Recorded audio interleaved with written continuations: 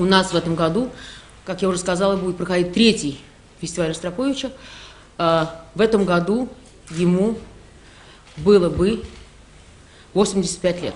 И 5 лет со времени его ухода. Поэтому в этом году наш фестиваль будет, я бы сказала, особенный. Мы расширяем границы нашего фестиваля, как временные, так и географические. В этом году мы проводим фестиваль с 27 марта по 27 апреля. Как в Москве, так и за ее пределами. Будем давать памятные концерты в городах, связанные с папой. Это Воронеж, Саратов, Петербург, Нижний Новгород. Начну я, пожалуй, с того события, которого мы уже все давно ждали. Это открытие памятника Мечиславу Ростроповичу, работы скульптора Рукавишникова и архитектор Игорь Воскресенский. Памятник будет установлен в Брюсовом переулке.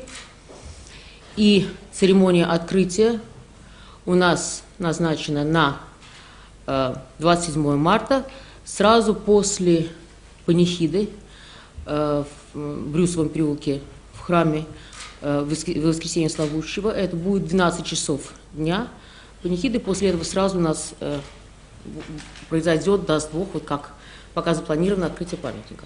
27 марта мы открываем фестиваль с приношения Шостаковичу. В этот день будет исполнена опера «Леди Магнитинского уезда», которая была так важна для моего папы, которую он дирижировал в 1996 году, 60 лет после того, как эта опера не исполнялась. 28 марта я пригласила на фестиваль оркестр Нижнего Новгорода. Этот оркестр симфонический носит имя моего отца, поэтому он не был, как это ни странно, замечательный оркестр. Сейчас они с большим успехом выступали на фестивале Ростроповича в Баку. И последний раз этот оркестр был в Москве в 2003 году, очень давно. И мне показалось очень интересным пригласить и правильным пригласить в юбилейный год папы оркестр его имени. Поскольку мы все знаем отношение папы, трепетное отношение к молодым талантам, то с этим оркестром я предложила выступить стипендианту фонда Ростроповича, замечательного молодого виолончелиста Всеволод Гузов, который сыграет, исполнит концерт Эльгара для виолончели с оркестром, и молодая, юная совершенно корейская скрипачка, которая сейчас получила первый приз на конкурсе Винявского в Польше, в Познане, на 14-м конкурсе. Винявская получила первую премию «Золотую медаль». Она с большим успехом играла на последнем фестивале в Баку, и я думаю, что вам это будет очень интересно. Значит, дальше у нас в программе 1-2 апреля Лондонский филармонический оркестр под руководством Владимира Юровского. Тут я хочу немножко поподробнее остановиться на втором концерте 2 апреля, хотя первый концерт, у нас будет с солистом Рудольф Букбиндер, блестящий австрийский пианист, который исполнит Бетховена. Немецкая программа. 2 апреля – это приношение Прокофьеву. Этот концерт будет очень особенный, потому что, как вы знаете, «Египетские ночи» были написаны Прокофьевым по просьбе Таирова, который, встретившись с Прокофьевым во время его иммиграции, его жизни в Париже, попросил его написать музыку к задуманному Таировым спектаклю «Египетские ночи». И этот спектакль он хотел сделать из произведения Бернарда Шоу, Шекспира, и объединяющее звено было «Египетские ночи» Пушкина. Почему тогда это заинтересовало Таирова? Он в этом как бы увидел параллель между отношениями королевы Елизаветы и в то время ее фаворитом. Ему показалось, что хорошо было бы перенести всю эту историю Шоу, Шекспира на тогдашнюю действительность. Прокофьев это заинтересовало, он приехал в Россию. Это было первое произведение, которое он написал после своей эмиграции в Париже. Первое произведение, которое он написал в России. Это прозвучало в 1934 году. Дальше мы знаем историю. Камерный театр был закрыт. С тех пор, с 1934 года, «Египетские ночи», вот в том исполнении, в котором это будет исполняться у нас в фестивале, не звучало никогда. Впервые в России будет исполнена версия Автамьяна, оркестровка, инструментовка Автамьяна музыки Прокофьева к фильму «Иван Грозный». Значит, существовала одна оркестровка Адама Стасевича, по-моему. Это да, Абрама Стасевича, в 1961 году он это сделал, дирижер. Но удивительно, что недавно совершенно нашлась партитура Левона Ахтамяна, который был ближайшим, очень близким другом Прокофьева, очень близким. Сначала был его импресарио, дальше он стал его другом. И он делал все переложения его симфоний для фортепиано. И вот сейчас совершенно недавно в архивах личных Ахтамяна была Нелли Кравец, есть такая музыковед, профессор, и она нашла в архивах вот эту совершенно новую партитуру, никогда никем не игранную, не исполненную. Совершенно потрясающая история.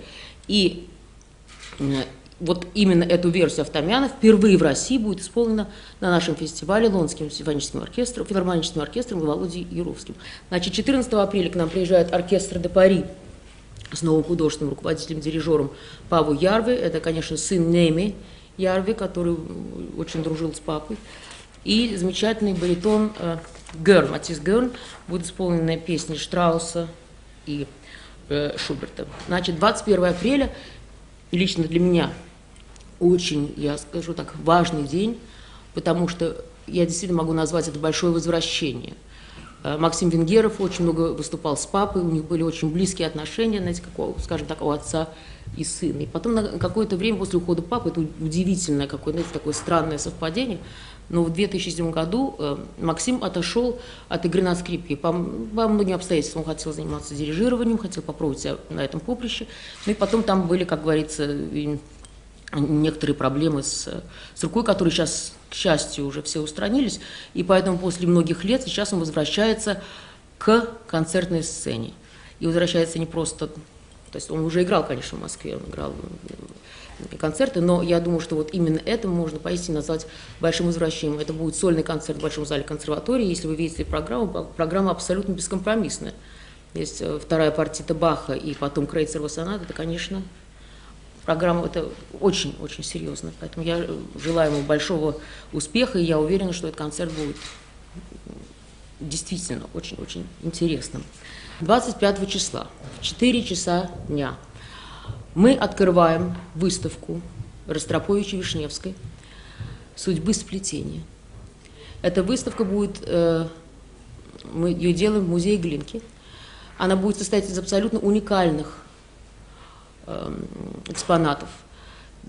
Это будут и как личные вещи Мстислава Леопольдовича, так и произведения искусства. Это будут манускрипты, это будут действительно редчайшие экспонаты, которые до сих пор, то есть, во-первых, мало кто знает об их существовании, но которые, конечно, никогда и нигде не выставлялись. 26-27 к нам приезжает оркестр Санта-Чичилия с Антонио Папано, блестящий оркестр. Поэтому что тут говорить.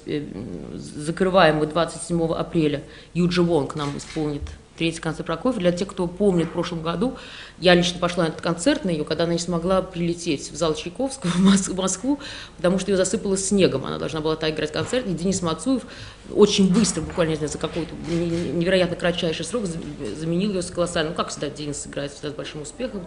И он тогда ее заменил на этом концерте. Но вот сейчас Юджи приезжает к нам в Москву, и это будет очень интересно. Теперь мы планируем 27 уже апреля, пока что в планах. Мы так планируем и находимся в переговорах. Патриарх Кирилл будет служить панихиду по папе в храме Христа Спасителя. Вот, поэтому как бы вот такое у нас будет закрытие. Ну, также и за рубежом это будет Кромберг, где академия как раз виолончельная есть его, Швейцария, Италия, Франция, Германия и Америка, вот так. В Баку в декабре фестиваль мы откроем, ну, естественно, как всегда, открываем азербайджанским бакинским оркестром. Смотрите, в голове я сейчас должна это немножечко так это утрясти, разложить. Там будет у нас, закрываем мы Маджо Фьорентино Зубиным Метой, это будет 9-10. До этого литовский камерный оркестр с Сергеем Крыловым. До этого я очень хочу привести туда, я так иду от конца, театр кукол, братья Колла. Потому что папа очень любил марионетки, и это удивительный совершенно театр, когда в какой-то, да, итальянский, когда в какой-то момент вы просто присутствуете при этом действии, вы совершенно забываете, что это марионетки. Это кукла, это семейный такой театр марионеток, и удивительное совершенно просто само по себе действие. И когда папа видел представление братьев Колы много-много лет назад, и им с мамой безумно понравилось, поэтому я хочу их обязательно привезти в Баку. И значит, будет, опять же, приедет в Нижний Новгород симфонический оркестр имени Ростроповича, и будет исполнен там Прокофьева симфония-концерт для виолончели с оркестром. Это будет исполнено, опять же, Энрико Дзиндо, потому что папа очень любил этого виолончелиста. Это будет концерт первый. Второй концерт Новгородского оркестра. Мы хотим немножко сделать такую особенную программу, и это будет три тенора. Это будут серьезные тенора. И вот так что будет, я думаю, интересная программа.